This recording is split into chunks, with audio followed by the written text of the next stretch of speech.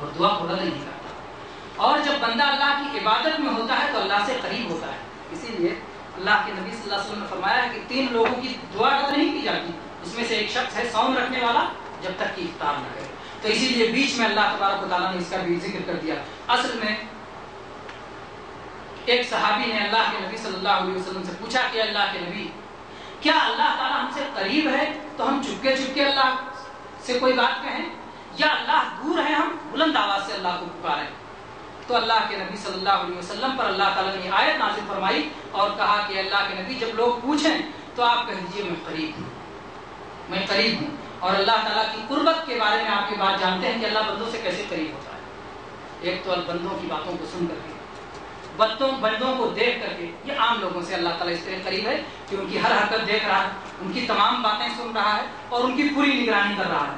اور جو اللہ کے مخصوص بندے ہیں، جو صالحین ہیں، جو اولیاء ہیں، جو انبیاء ہیں، جو شہداء ہیں، جو اللہ کے خاص بندے ہیں، اللہ تبارک و تعالیٰ ان سے اس طرح قریب ہے کہ ان کی دعاؤں کو سن رہا ہے، ان کی مدد کر رہا ہے، ان کی حمایت کر رہا ہے، ان کی تائید کر رہا ہے، ان کی نصرت کر رہا ہے۔ تو اللہ کی قربت اس اعتبار سے ہے تو اللہ تعالیٰ اپنے بندوں سے قریب ہے۔ اسی طرح سے اللہ تعالیٰ کہتا ہے کہ میں دعاؤں کو سنتا ہوں۔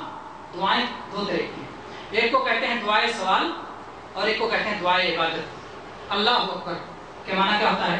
اللہ سب سے بڑا ہے، اللہ سب سے بڑا ہے۔ یہ دعا ہے کہ نہیں ہے؟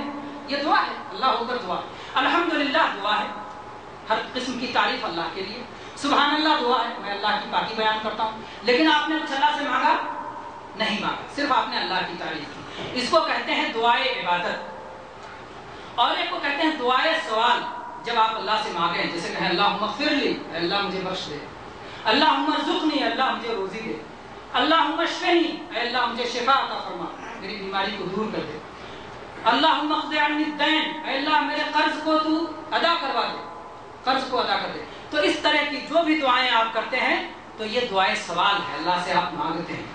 تو چاہے اللہ سے مانگیں اور چاہے اللہ کا ذکر کریں، ہر دعا کو اللہ سنتا ہے اور ہر ایک کو قبول کرتا ہے اور ہر ایک کا جواب دیتا ہے۔ آپ نے اللہ سے کچھ مانگا اور آپ کو نہیں ملا تو کیا آپ کی دعا قبول نہیں ہوئی؟ ہو گئی، کیونکہ دعا کی قبولیت کی کئی صورتیں ہیں۔ اگر کوئی رکاوٹ نہیں ہے تو اللہ قبول کرتا ہے۔ دعا کی قبولیت کی ایک صورت تو یہ ہے کہ جو آپ نے مانگا اللہ وہی دے دے۔ قبولیت کی دوسری صورت یہ ہے کہ کوئی مصیبت آپ پہ آنے والی تھی، اللہ نے اسے ہٹا دی دعا کی وجہ سے۔ تیسری صورت یہ ہے کہ آخرت میں اللہ تعالیٰ نے آپ کے لیے ثواب رکھ دیا۔ تو یہ ساری صورتیں ہیں دعا کی قبولیت کی۔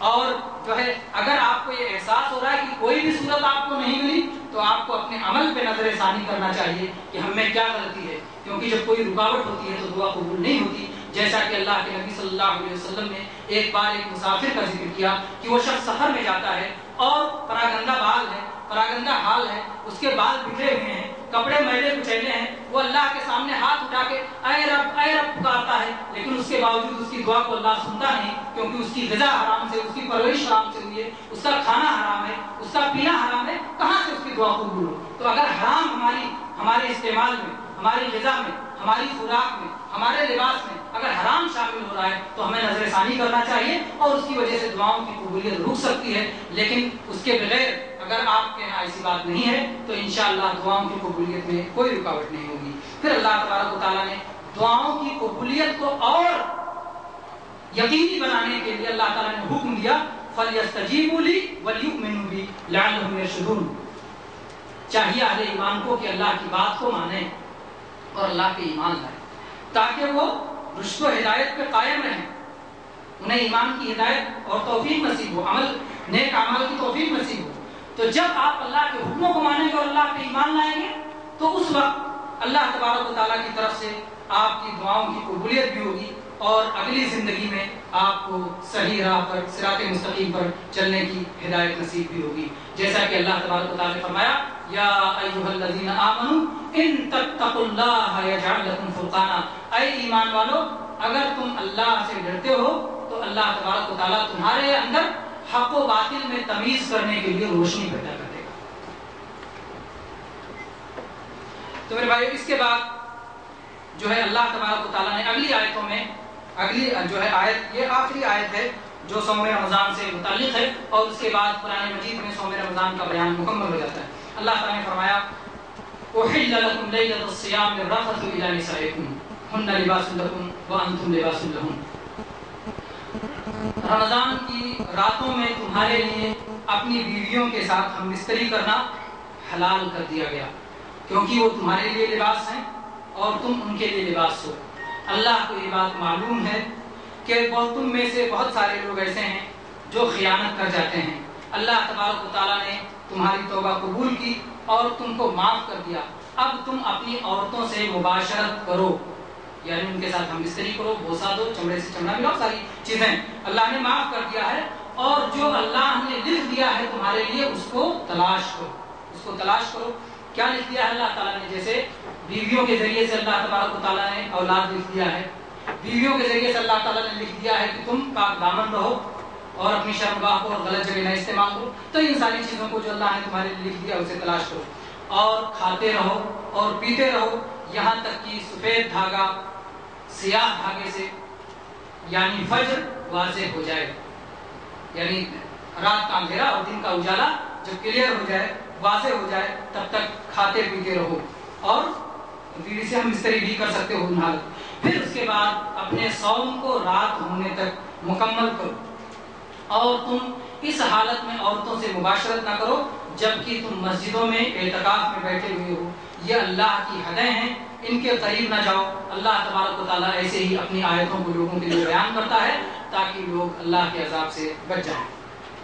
اصل میں جب ابتدا میں اللہ تبارک و تعالیٰ نے صوم فرض کیا تو اس وقت صورت یہ تھی، حکم یہ تھا کہ صلاۃ عشاء تک یا سونے سے پہلے تک آدمی کھا سکتا ہے، پی سکتا ہے اور بیوی کے قریب جا سکتا ہے، لیکن جیسے ہی سو گیا یا صلاۃ عشاء ہو گئی اس کے بعد نہ کھا سکتا ہے، نہ پی سکتا ہے، نہ بیوی کے قریب جا سکتا ہے۔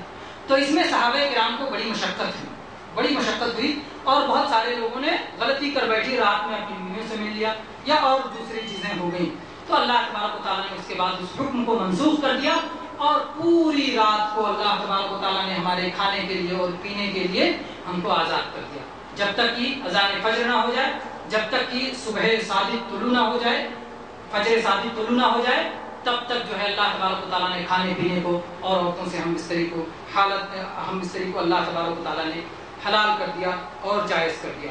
پھر اللہ تبارک و تعالیٰ نے جب یہ فرمایا کہ تم کو کھانا حلال کر دیا، صبح ہونے تک پینا حلال کر دیا، عورتوں سے ہم بستری حلال کر دیا، تو کچھ لوگوں کو یہ شبہ ہو سکتا ہے کہ یہ ہر کسی کے لیے ہے، لیکن اللہ نے بتایا کہ ایک حالت ایسی ہے کہ جب تم عورتوں کے قریب نہیں جانا یعنی ہم بستری نہیں کر سکتے ہیں، لیکن میل جول یعنی بات کر سکتے ہیں، اکٹھا بیٹھ سکتے ہیں، مل جل سکتے ہیں، سلام کر سکتے ہیں، خیریت پوچھ سکتے ہیں، یہ ساری چیزیں کر سکتے ہیں، لیکن ہم بستری نہیں کر سکتے۔ وہ کون سی حالت ہے؟ اعتکاف کی حالت ہے۔ اسی لیے اعتکاف کی حالت کا اللہ تبارک و تعالیٰ نے ذکر کیا اور کہا کہ جب اعتکاف میں کوئی ہو تو فلا تباشروہن وانتم عاکفون فی المساجد، جس وقت مسجدوں میں اعتکاف میں بیٹھے ہوئے ہو اس وقت عورتوں سے ہم بستری نہ کرو۔ اور اعتکاف کسے کہتے ہیں؟ اللہ تبارک و تعالیٰ، جناب محمد رسول اللہ صلی اللہ علیہ وسلم نے خود بھی اعتکاف کیا ہے، اور آپ کی ازواج مطہرات نے، آپ کی پاک باز بیویوں نے بھی اعتکاف کیا ہے۔ کہاں اعتکاف کیا ہے؟ مسجد نبوی میں۔ آپ کی بیویوں نے کہاں اعتکاف کیا ہے؟ مسجد نبوی میں، یعنی گھروں میں اعتکاف نہیں کیا۔ تو اعتکاف عورتیں بھی اگر کریں گی تو مسجد ہی میں کریں گی، اپنے گھر میں اعتکاف کرنا یہ صحیح ہے۔ اور چاہے اعتکاف کرے چاہے مرد اعتکاف کرے، اعتکاف مسجد ہی میں کیا جا سکتا ہے۔ اور اگر امن نہیں ہے، ان کے لیے انتظام نہیں تو اعتکاف واجب نہیں، لازم نہیں، نہ اعتکاف کریں۔ اگر ان کے لیے سہولت ہے مسجد میں تبھی وہ اعتکاف کریں، اور مسجد ہی میں اعتکاف کریں گے تو قبول ہوگا۔ گھر میں اعتکاف نہیں کیا جاتا، یہ شریعت کا حصہ نہیں۔ پھر اللہ نے کہا مساجد، مسجدوں میں، اور یہ عام ہے ہر مسجد میں۔ مسجد جس کو وہ لوگ مسجد سمجھتے تھے صحابہ کرام کے زمانے میں، صحابہ کرام کے زمانے میں مسجد اس جگہ کو سمجھتے تھے جہاں پر 5 وقتہ صلاۃ ادا کی جاتی تھی۔ اگر کوئی ایسی جگہ ہو جہاں 1 وقت یا 2 وقت کی صلاۃ ادا کی جاتی ہو تو اسے مسجد نہیں ہے۔ جس میں صلاۃ 5 وقتہ ادا کی جاتی ہے اسی میں اعتکاف کے لیے بیٹھا جا سکتا ہے، اور جمعہ کی شرط نہیں ہے کہ وہ جامع مسجد ہو، جامع مسجد کے علاوہ بھی ہو سکتا ہے۔ پھر اس کے بعد میں اللہ تبارک و تعالیٰ نے فرمایا تلک حدود اللہ، یہ اللہ کی حدیں ہیں، فلا تقربوها، ان کے قریب نہ جاؤ۔ قرآن مجید میں اللہ تبارک و تعالیٰ نے 2 طرح کے حدود کا ذکر کیا ہے۔ کہیں اللہ تعالیٰ فرماتا ہے کہ یہ اللہ کی حدیں ہیں، ان کو پار نہ کرو، اور کہیں اللہ تعالیٰ فرماتا ہے یہ اللہ کی حد ہے، ان سے قریب نہ جاؤ۔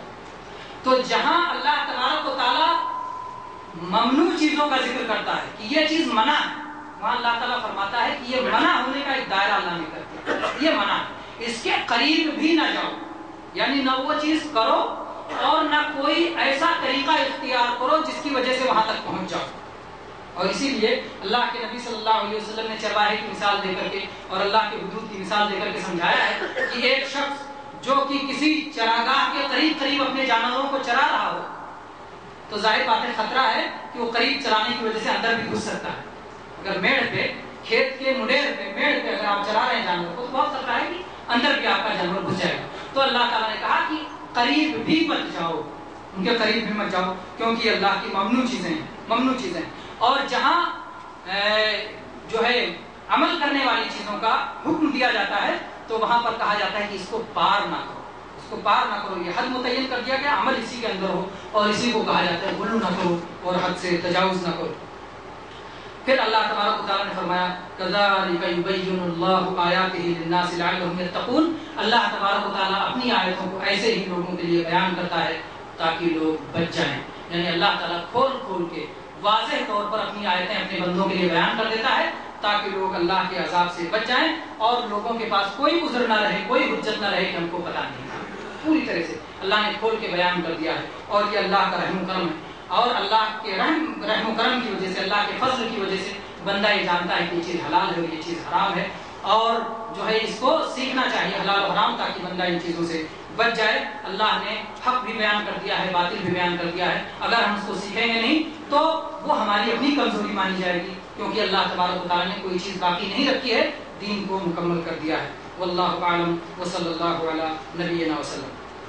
تو میرے بھائیو، یہ جو ہے صوم کے تعلق سے چند باتیں رہیں جو آپ کے سامنے ٹوٹے پھوٹے انداز میں عرض کر دی گئیں، اور ہمیں امید ہے کہ انشاءاللہ اس کے ذریعے سے ہم سب کو فائدہ ہوگا۔